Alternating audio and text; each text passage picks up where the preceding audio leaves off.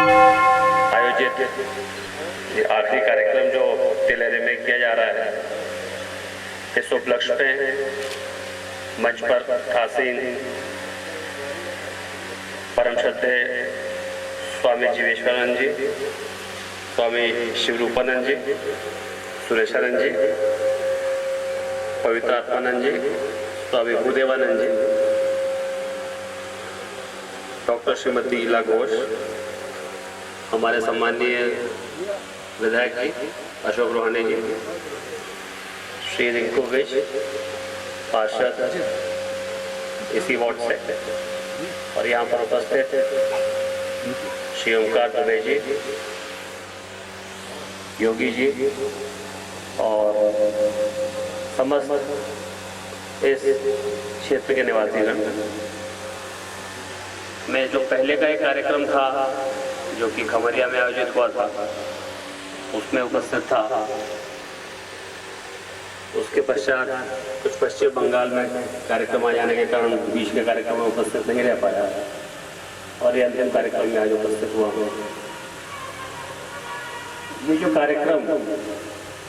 भारत सेवाश्रम संघ के माध्यम से पूरे भारतवर्ष में चलाया जा रहा है कि किस तरह से हम सभी भारतवर्ष में निवासरत समस्त जनों का कल्याण कर सकते हो, चाहे शिक्षा के माध्यम से हो, चाहे कभी भी कोई आपदा आती है, चाहे कोई अर्थक्वेक आया हो या किसी भी तरह की आपदा हमारे देश में आई है, तो हमने ये देखा है कि भारत सेवाश्रम संघ हर आपदा में कंधे से कंधा मिलाकर उस क्षेत्र में जाके काम किया हो, चाहे वो भुज हो या लातूर हो या उत्तराखंड हो। और विगत 100 वर्षों से इसी तरह से ये संगठन कार्य कर रहा है, और आज हम इसके 100वीं वर्षगांठ मना रहे हैं। हमारा भी उद्देश्य यही है कि इस तरह के कार्य जो होते हैं सामाजिक, मैं सभी को निवेदन यही करना चाहूँगा कि सभी लोग अपने